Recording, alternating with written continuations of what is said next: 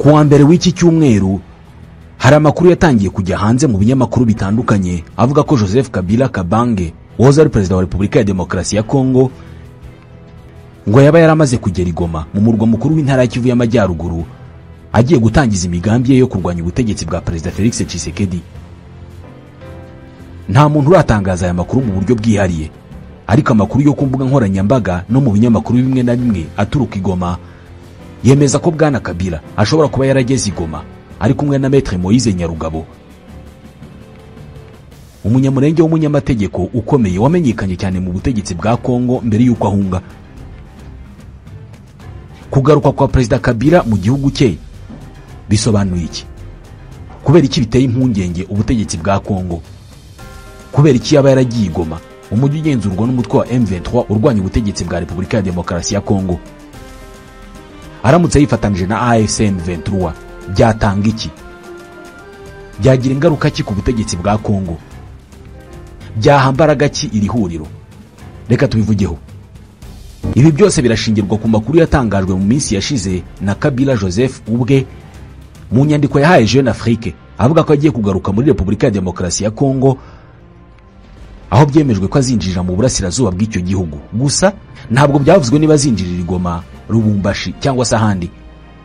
Ibi byaciye igikuba mu murwa mukuru Kinshasa, aho abategetsi ba Repubulika ya Demokarasi ya Kongo bahise batangira kuvuga ko ibyo byaba ari gihamya y'ibyo perezida Tshisekedi yatangarije mu nama y'umutekano ya Munich ku itariki ya 14 y'ukwa kabiri muri uyu mwaka, ubwo yavugaga ko Kabila ari uri inyuma ya AFC M23. Icyo gihe abarwanyi b'uyu mutwe bari mu marembo y'umujyi wa Bukavu, umujyi bigaruriye mu minsi ibiri yakurikiyeho ku itariki ya 16 y'ukwa kabiri. Amakuru avuga ko Kabila yageze i Goma, yaba ariyo cyangwa se atariyo, n'ubundi arasa naho arimo guteguriza inkuru nyayo itaramenyekana, ariko ishobora kutazatinda gutangazwa, yuko Kabila Joseph azaba yageze muri Repubulika ya Demokarasi ya Kongo. Ese Kabila niba ari i Goma cyangwa se akazahagera mu minsi iri imbere, mu by'ukuri yabaje gukora iki? General Major Joseph Kabila Kabange yategetse Repubulika ya Demokarasi ya Kongo imyaka 18 yose kuva mu 2001 kugera mu 2019. Kabila usanzwe uzwiho guceceka agakora ibikorwa bye mu ibanga, ntabwo ari umuntu wagigoma mu gice kigenzurwa na AFC M23 agiye gutembera cyangwa se kwibera i Goma gusa, kubera ko wenda ariho bitekerezwa ko yatura mu nzu zirenze imwe hafite. Joseph Kabila bitekerezwa ko ari umugabo ugiye muri Kongo afite gahunda nyinshi, by'umwihariko izo kwifashisha intambara iri mu burasirazuba bw'iki gihugu agahangana na Antoine Felix Tshisekedi Chilombo, we avuga ko yamugambaniye akica amasezerano bari baragiranye ubwo yemeraga kumuha ubutegetsi mu bwumvikane bwabayemo amabanga menshi. Mu by'ukuri gusubira kwa Kabila muri Repubulika ya Demokarasi ya Kongo bishobora kugira mpinduka ki bizana ku rugamba rwa AFC M23. Hari abantu bavuga ko muri politike nta nshuti ibaho y'igihe cyose, ndetse ngo nta n'umwanzi w'igihe cyose ubaho, kubera ko ubwabyo kumva ko ahantu Joseph Kabila yakwerekeza muri Kongo ari ahantu hagenzurwa na M23 ni ikintu cyatungura buri wese. Mu 2013 ubwo umutwe wa M23 wigaruriraga ibice byinshi mu burasirazuba bwa Kongo harimo na Goma, Kabila Joseph niwe wari perezida wa Repubulika ya Demokarasi ya Kongo. Muri make, isenyuka rya M23 mwiraswa rikomeye ry'ibitero by'ingabo zidasanzwe za Loni byakozwe na Joseph Kabila. Gusa biratangaje ko mu myaka 12 ikurikiyeho ryatsinda ry'abarwanyi yashenye akaririmbwa hose mu mihanda ituruka Kinshasa kunyura Kisangani na Lubumbashi kugera i Goma, ari ryashobora kujya muri Kongo asanga kwifatanya naryo. Bitekerezwa ko ahandi hose ashobora kutagirira umutekano mu buryo bwizewe 100% kubera ko n'umwanzi weruye wa perezida wa Kongo. Ubu abantu baribaza ngo se Joseph Kabila nagera i Goma azabigenza ate, cyangwa se niba yaragezeyo hagiye kuba iki?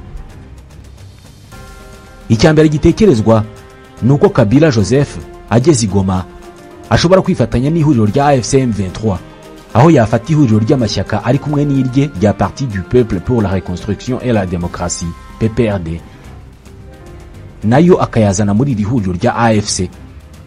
Iri shyaka niryo Joseph Kabila ayoboye ryategetse Kongo mu gihe cy'imyaka 18 yose. ryashinzwe ku itariki ya 31 y'ukwezi kwa gatatu mu 2002 rishinzwe na Kabila. Rero iri shyaka ryahita ryinjira mu ihuriro rya AFC. Ibi byaba ari igitangaza n'imbaraga ntagereranywa kuri M23 na AFC bihurije hamwe, kubera ko kuva bakwihuza mu 2023 M23 yagaragaje ko yari isanzwe ifite igisirikare gikomeye, ariko ku ruhande rwa politike ntabwo yari ikomeye. Kuza kwa Corneille Nangaa na AFC byatumye igice cya M23 cya politike kizamuka. Igice cya diplomasi nacyo cyarazamutse bikomeye, kubera ko ubwabyo nyine izina Corneille Nangaa ryahinduye byinshi mu buryo abantu babonaga M23. Ubwo rero Joseph Kabila yinjiye nawe muri iri huriro, izina rye ryaba riremereye cyane kurusha irya Corneille Nangaa, ku buryo uruhande rwa politike na diplomasi byahita bikomera cyane.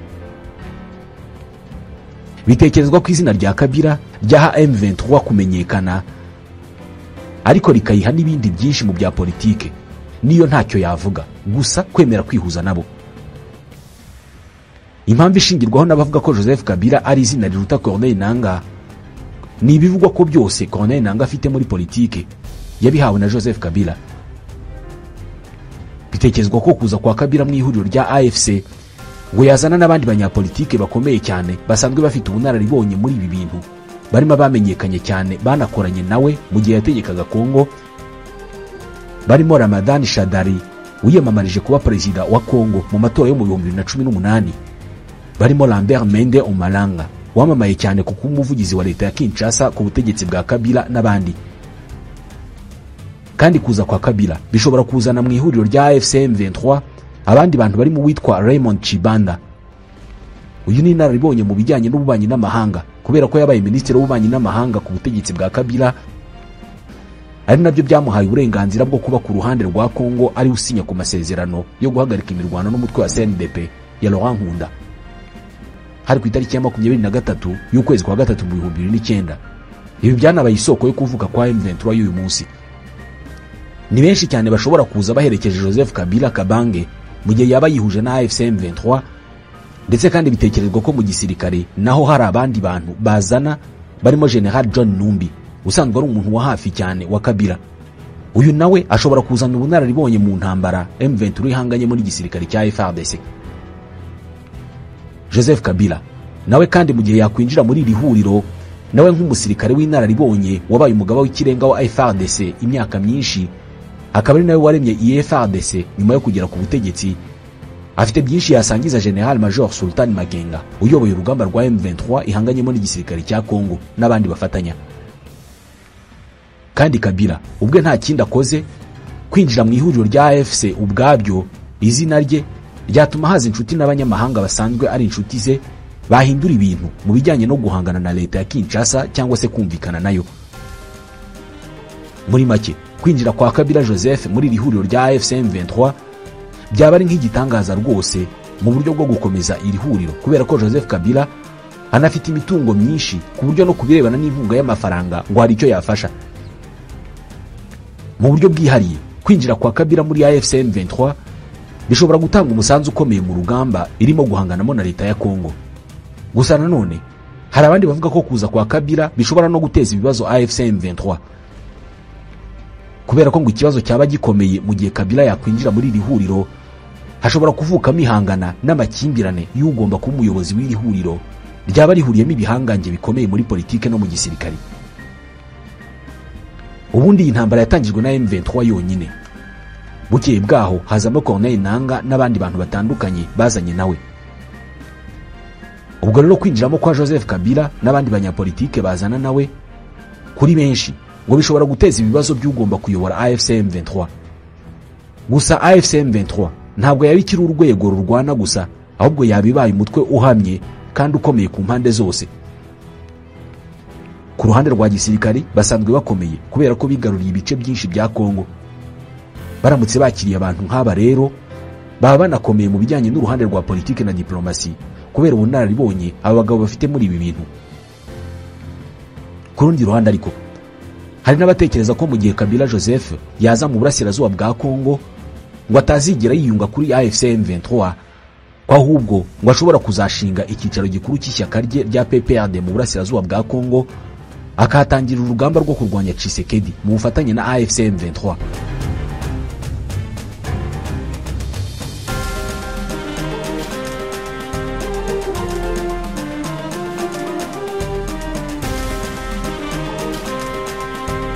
Ntabwo ari ubwa mbere Kabila yaba atangiriye ahangaha urugendo rwe, kubera ko ari kumwe na se mu 1996 mu ihuriro rya AFDL.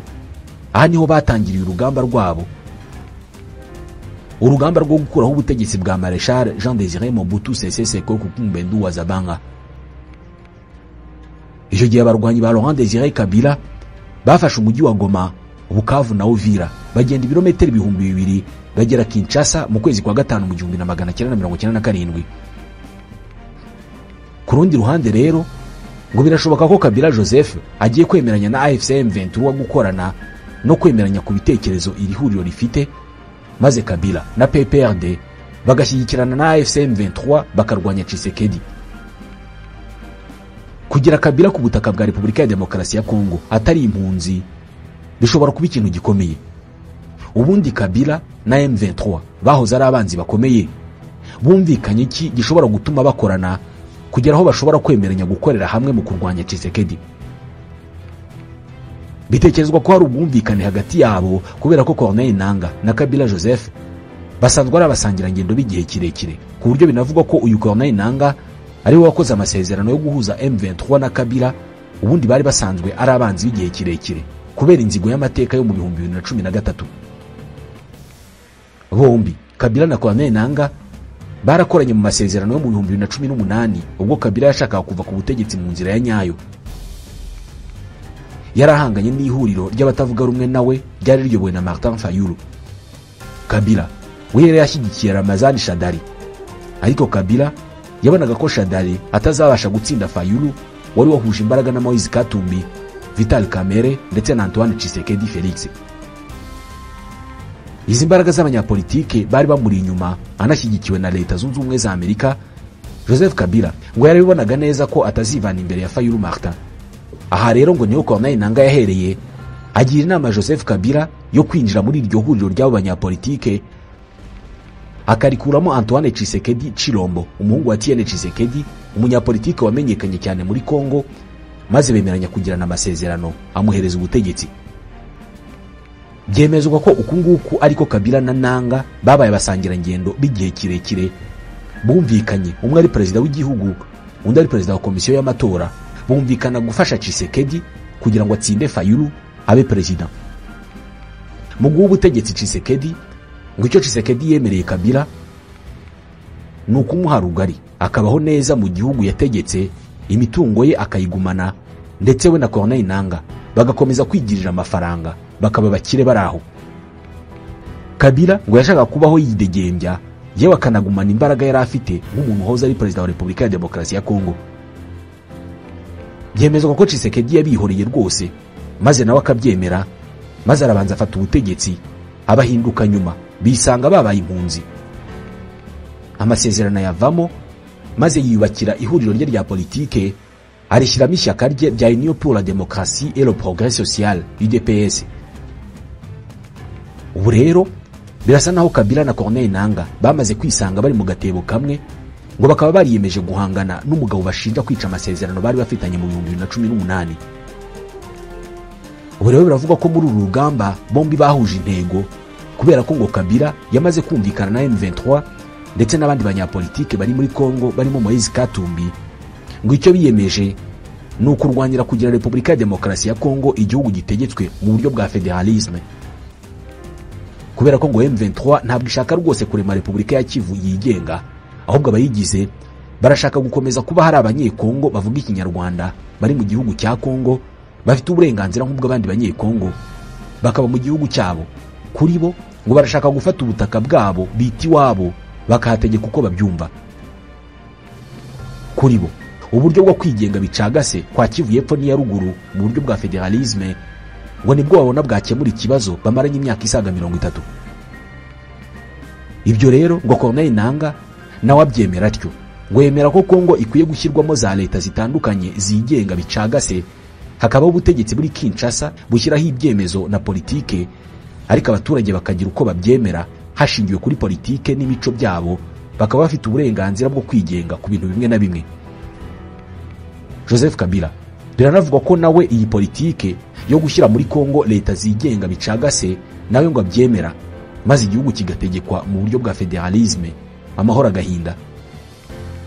Bitekerezwa ko kwemeranya kuri iyi ngingo ngo bishobora guhuza AFC M23 na Kabila Joseph, ndetse ngo rwose kuva Kabila yatangaza ko atashye muri Kongo, abanyapolitike bo muri PPRD nibo barimo gutangaza ko kurema igihugu gitegetswe mu buryo bwa federalisme byaba ari ikintu cy'ingenzi kandi gikwiye. Ibyo rero ngo nibyo byatumye M23 yemera Kabila, maze Kabila nawe abona hashinga ibirenge ku butaka bwa Kongo itegeko na Tshisekedi wisha amasezerano bari baragiranye. Nta uzi koko niba Joseph Kabila ari Goma nk'uko bivugwa, ndetse nta nuzi ibyizi impande zifatanyamo, ni ukuvuga we na AFC M23. Gusa ikizwi kidashidikanywaho nuko bombi bafite umwanzi umwe ari we Felix Tshisekedi, ndetse ikibahuje bombi ni ukumurwanya.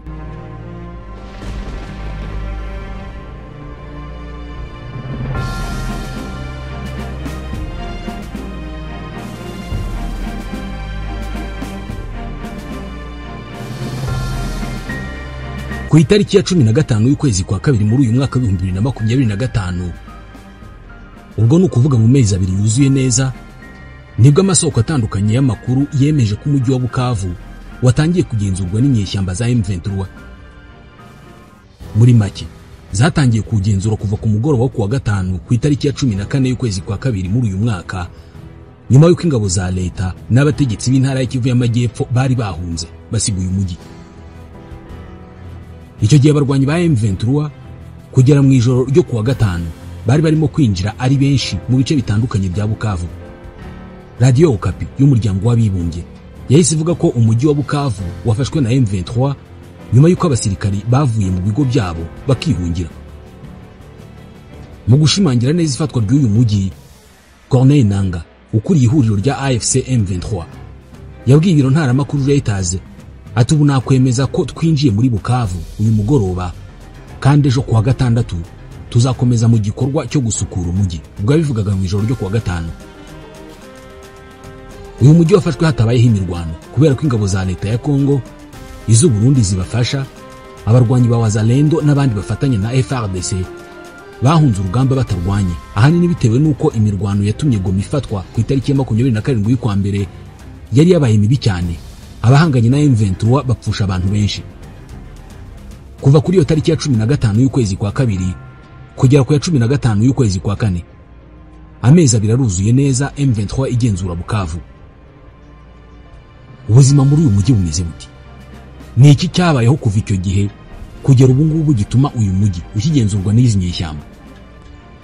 Bitandukanye nuko byagenze nyuma y'ifatwa rya Goma, M23 igifata Bukavu, umurwa mukuru w'intara ya Kivu y'Amajyepfo, ntabwo yahise yihutira gushyiraho abayobozi. Ahubwo uyu mutwe wahise usohora itangazo usaba abaturage b'umujyi wa Bukavu gushyiraho abantu b'inyangamugayo kugira ngo babayobore. Byari nyuma y'uko gutsindwa kw'ingabo za leta n'abafatanya nazo byatumye ingabo ndetse n'abashinzwe umutekano n'abayobozi bihungira.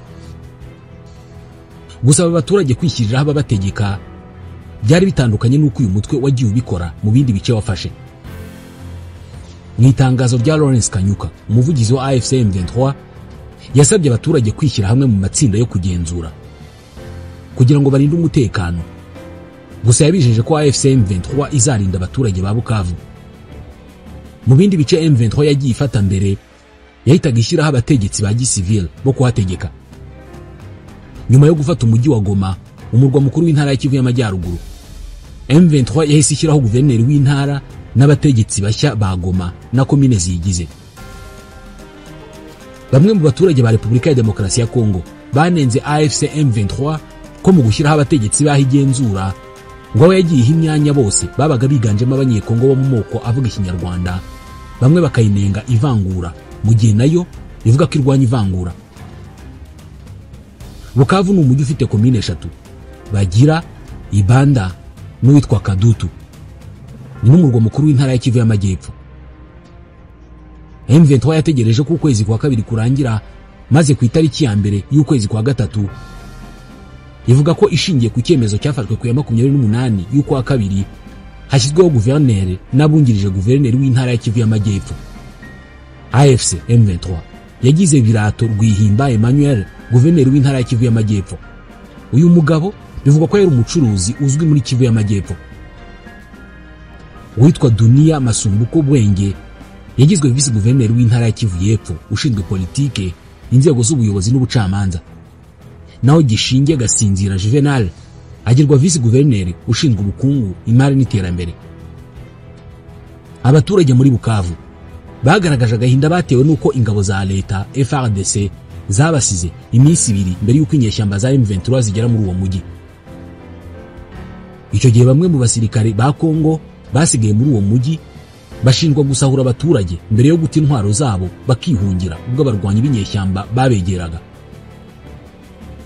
Izo ntwaro zasizwe n'ingabo za leta zaje kugwa mu maboko y'abasivile ndetse n'amatsinda y'abagizi ba nabi, bitangira gutera ubwoba abaturage n'abacuruzi.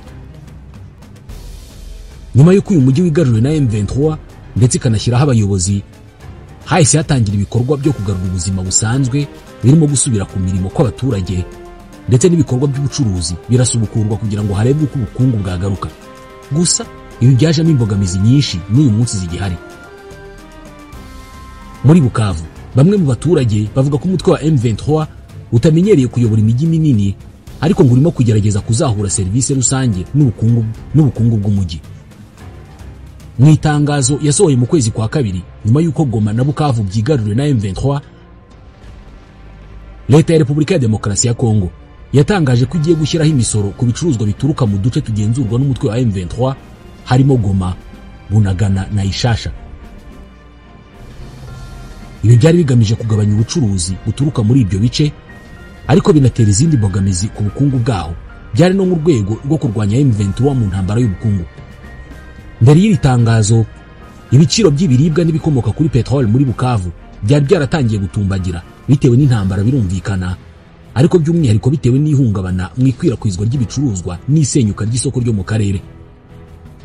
Hari umuturage wabwiye BBC ko igiciro cy'ikiro cy'isukari cyavuye ku mafaranga ari hagati y'ibihumbi 2 n'ibihumbi 3 by'amafaranga y'amanyekongo bingana n'idolari rimwe, kigera ku mafaranga ari hagati y'ibihumbi 5 n'ibihumbi 6 by'amafaranga ya Kongo bingana n'amadolari 2, kandi n'ibishyimbo byazamutse inshuro 2. Isuzuma ry'isoko ryakozwe n'ishami ry'umuryango w'abibumbye ryita ku biribwa PAM ryerekanye ko ibiciro by'ibiribwa by'ingenzi nk'ifu y'ibigori byazamutse hafi ku rugero rwa 70% ugereranije n'uko byari bimeze mbere.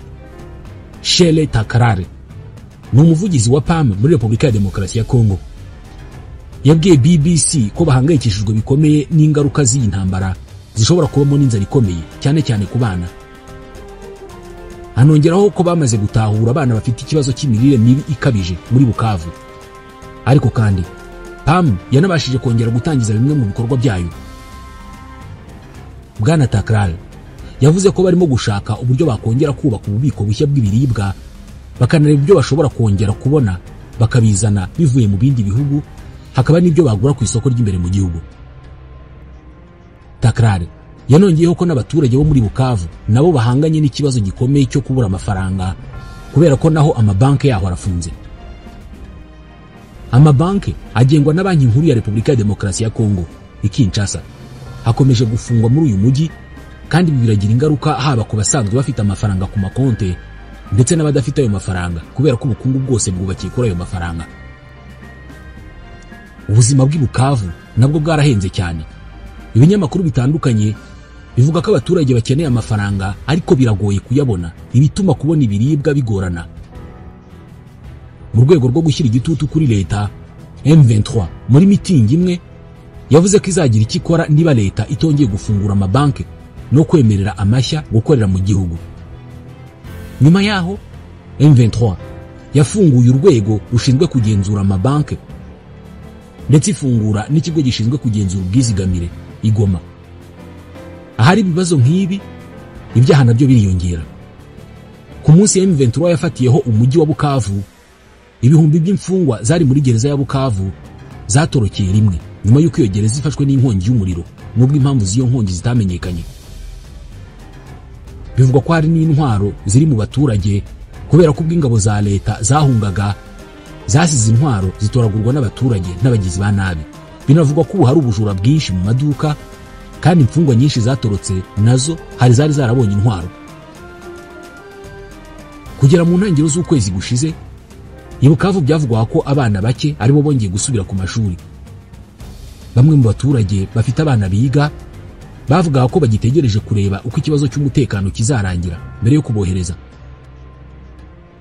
Hari ababyeyi banze kohereza abana babo ku mashuri kubera ko ngo bahawe ubutumwa n'amashusho bivuga ko hari ababyeyi b'Igoma bohereje abana ku mashuri hanyuma bamwe muri abo bana bagashimutwa. Gusa umuyobozi ushinzwe uburezi mu karere ka Kivu y'Epfo yabwiye BBC ko ayo makuru y'ishimutwa ry'abana no kubashora mu gisirikare ngo atari ukuri. Yongeraho ko abarimu ariko bagitegereje imishahara yabo.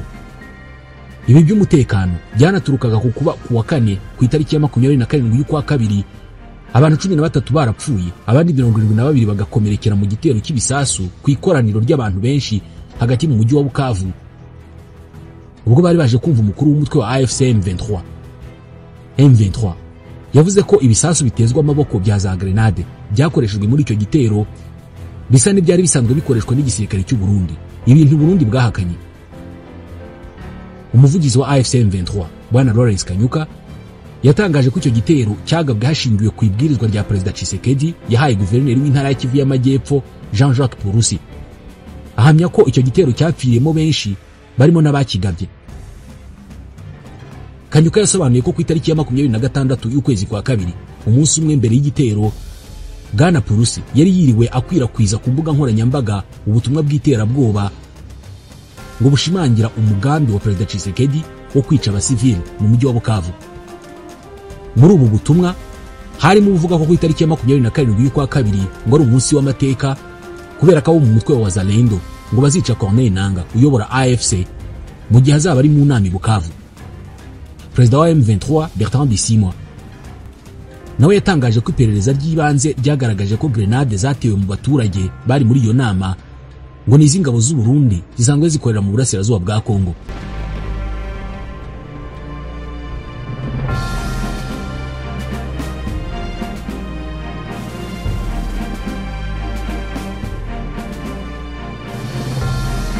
Dore amwe mu makuru y'ingenzi ukwiye kumenya ku mujyi wa Bukavu. Bukavu ni umurwa mukuru w'intara ya Kivu y'Amajyepfo ukaba uherereye ku nkengero z'amajyepfo ashyira uburengerazuba bw'ikiyaga cya Kivu ugahana imbibi n'umujyi wa Rusizi wo mu Rwanda.